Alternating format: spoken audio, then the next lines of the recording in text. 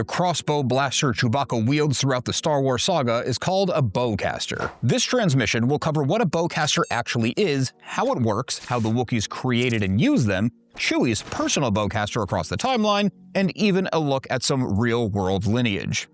A Bowcaster isn't like most blasters. It's a handmade weapon, very popular with the Wookiees.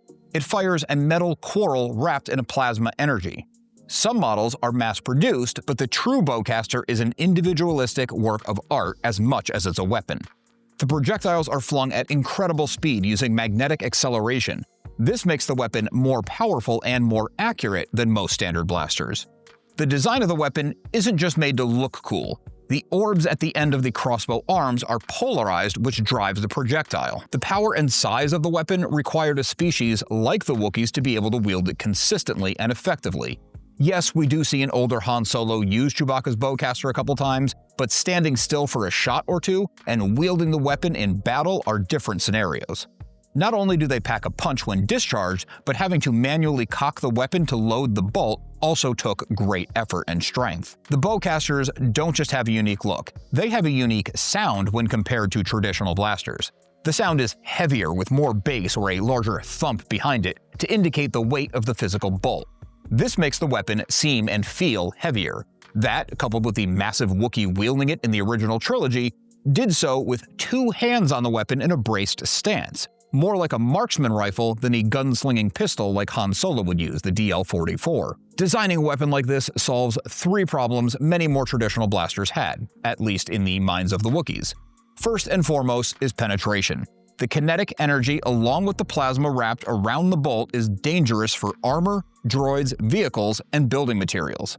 The magnetic acceleration gives a flatter trajectory over longer ranges and allows a strong shooter better grouping. The powerful shots accelerated with the magnetic force also has lower thermal spread, making them ideal for pinpoint accuracy. The Wookiees found this very important on their forest planet where they didn't want to inadvertently start fires. Starting in the Clone Wars, we can see Chewie with a handmade Bowcaster at the Battle of Kashyyyk.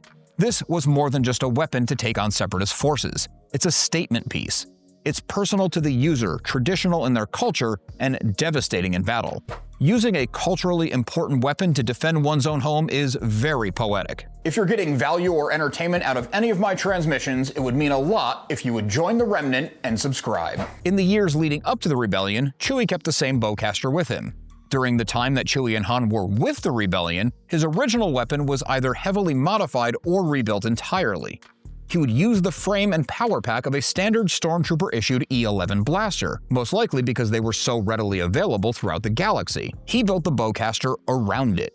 He also added an automatic cocking system and tweaks to the sustained firing systems, which greatly sped up his rate of fire and made it easier to wield in the heat of battle.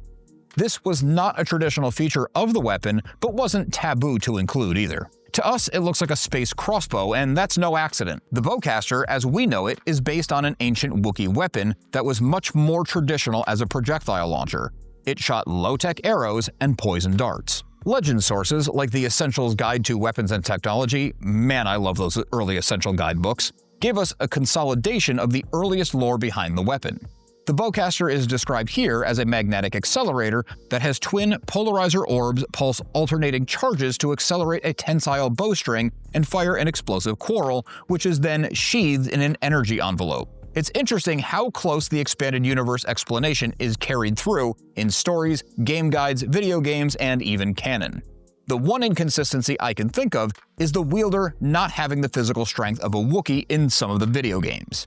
I'm okay with bending this rule a little bit, since I got to blast stormtroopers with the same weapon as Chewbacca. The quarrels actually answer another question about Chewbacca, his one bit of clothing, his bandolier. I'm just going to interrupt for 1 second. Today's video is sponsored by me. Imperial Remnant now has a merch store, and it's not just designs specific to the channel. I'm working with a couple talented artists to bring you unique Star Wars themed designs. Check out the link in the description. Alright, back to the lore.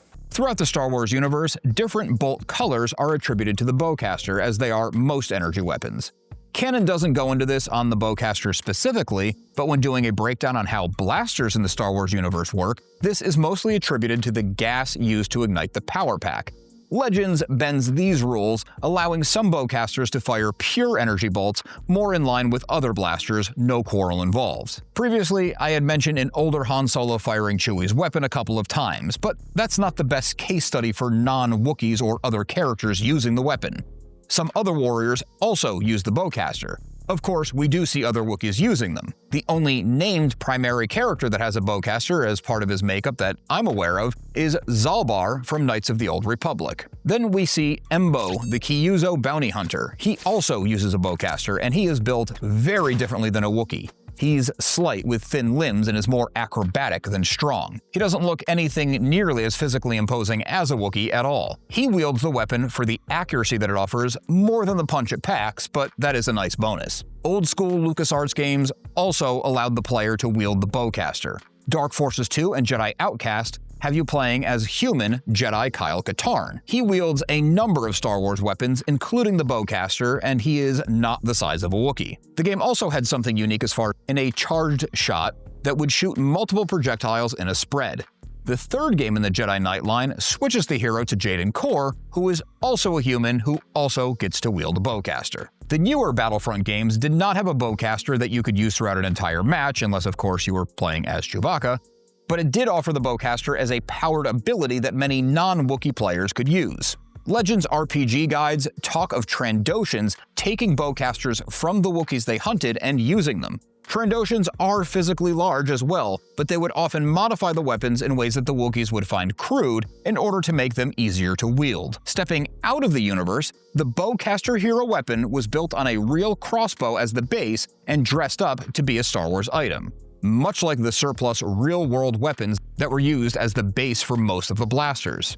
A base to one of these weapons was sold at a prop store auction and was identified as a Barnett Horton crossbow platform, which was used beyond the original iteration of the weapon. The lore behind the bowcaster is that the weapon was crafted by warriors who cared. I would say this is reflected in the real-world build of it. The talented team at Lucasfilm and ILM in those early days really cared about this crazy movie they were all making together. They invented so many things on the fly that we have been enamored by it for nearly 50 years. Giving the giant Wookiee a unique weapon is another touch that makes Star Wars stand out that much more. Check out this transmission next for that full breakdown that I mentioned on how blasters actually work.